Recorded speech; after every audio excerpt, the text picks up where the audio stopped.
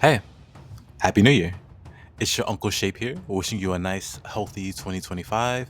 Healthy in the only way that I know how, by the way, by telling you how to become unkillable in Nioh 2. And because this year is just getting started and this is officially my first video of 2025, I will spare you the yapping and get straight to the point. There's a lot of ways to become tanky in Nioh, but what I'm about to tell you is going to be the definitive way of 2025. That's right. All those other ways suck. Leave them in the past, ignore them, and listen to me, the GOAT, the God Gamer, the undisputed #1 Nioh player in these United States. At least that's what my mom tells me. whatever, doesn't matter. Here, check out my character. There's a lot of stats on the screen, sure, but just pay attention to the bottom lines here. It specifies two very important things. First one being backstab damage taken, it is a ridiculous 99%, and then the projectile damage taken, which is almost 90%. These two stats are core to the build. Why? Well, projectile damage is very easy to explain because projectile in this case means any ranged attack. Any. Arrows, bullets, cannons, magic. Any kind of ranged attack made at you does absolutely nothing when you stack this to its limit. Here, look at this.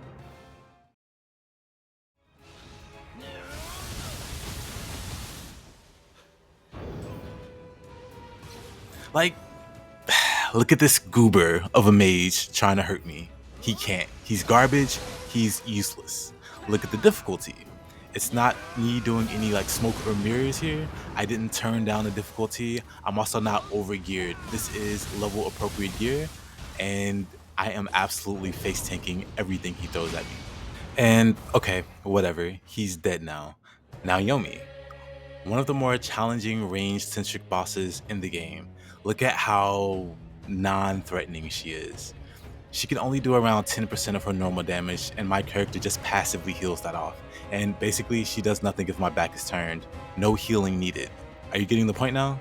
You become immune to practically half of the attacks in this game with this one stat stacked to the moon.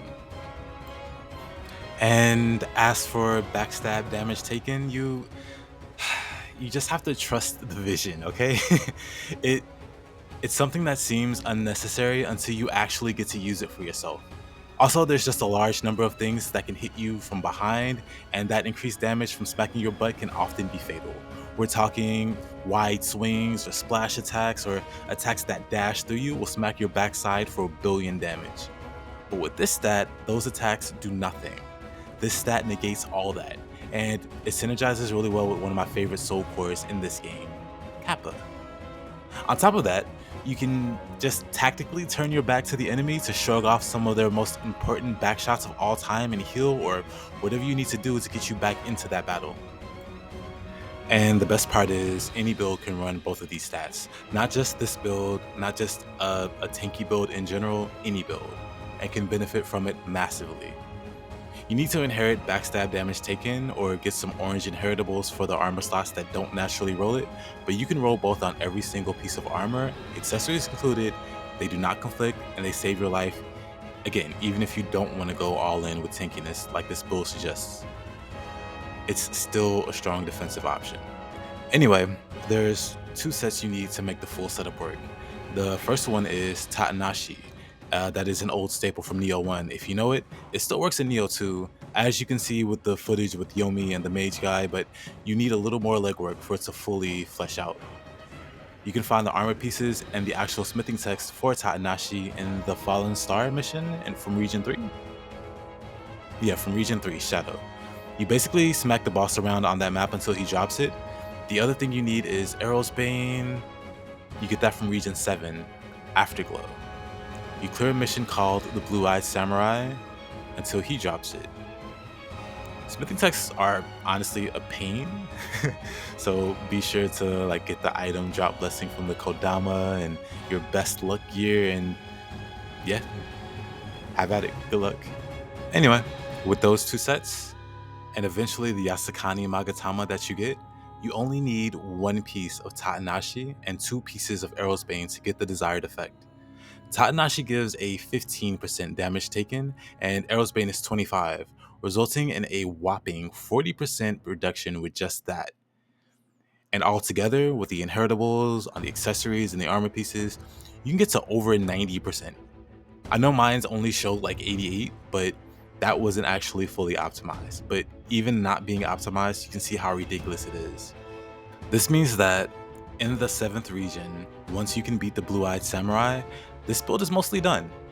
The only thing that's really missing is the Blue-Eyed Guardian Dragon Spirit from the first DLC, which gives a final additional 15% projectile resistance.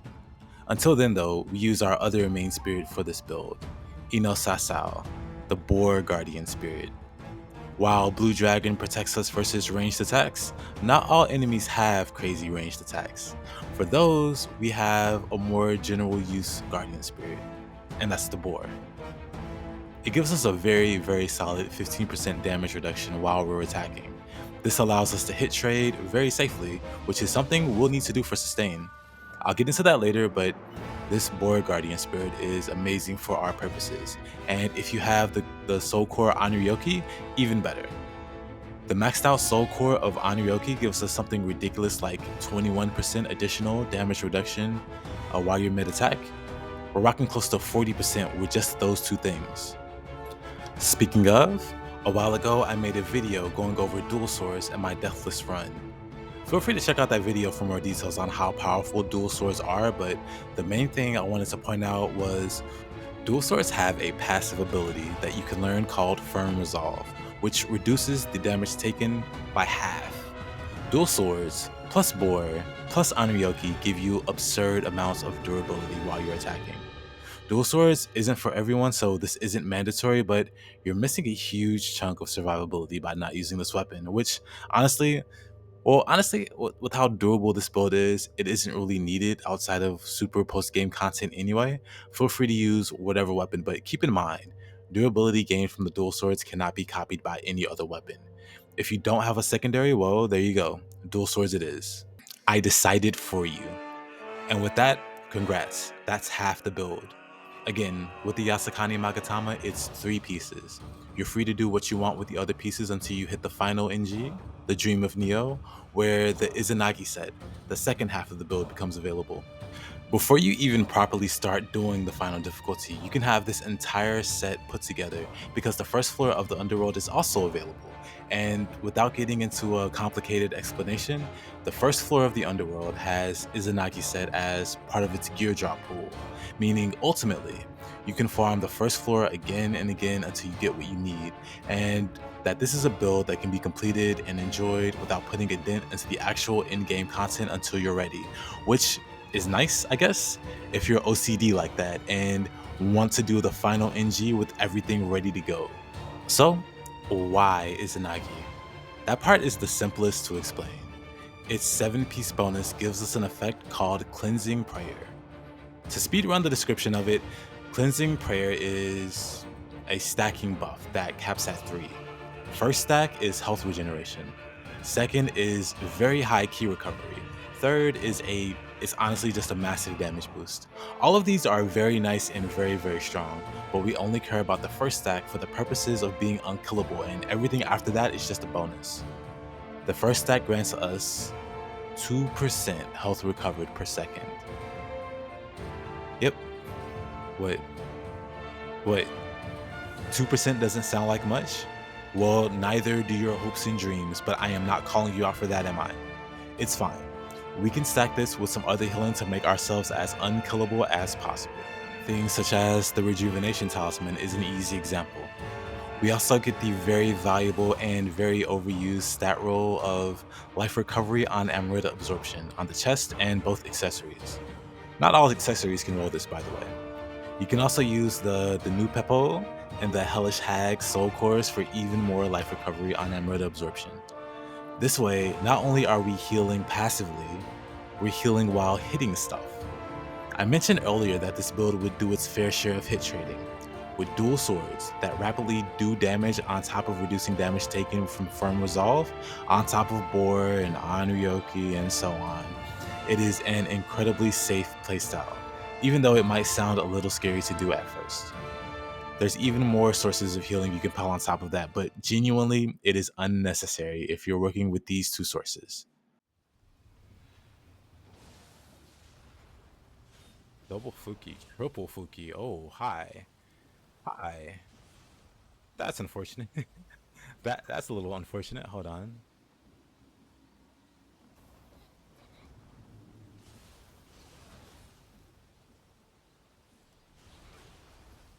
I'm fine. Here's a good test for the tankiness of this build. I should probably go boar and dual swords.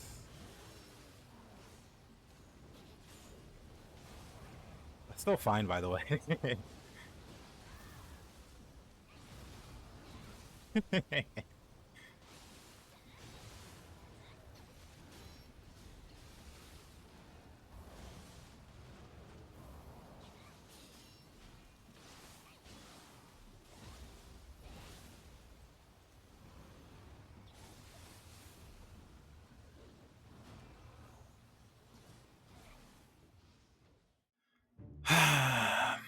Okay, so let's summarize. Arrowsbane, Tatanashi, Izanagi, Blue Dragon, Inosasao, Anuyoki. Life recovery on Amrita absorption for chest and accessories. Projectile damage taken on everything. Backstab damage taken on everything. Rejuvenation Talisman and Dual Swords, these are optional, but they go a long, long, long way for added survivability. That's it. That's the build. I'm surprisingly done yapping. I've never done a build video before, so I'm not sure if I missed anything or if I needed to explain something better. Let me know in the comments. And if you have any questions or opinions on how to improve the build, I'm all ears. I plan on doing other build videos in the future, and any feedback will absolutely help those future videos. Hope you have a wonderful year. Thanks for watching. Love you. Peace.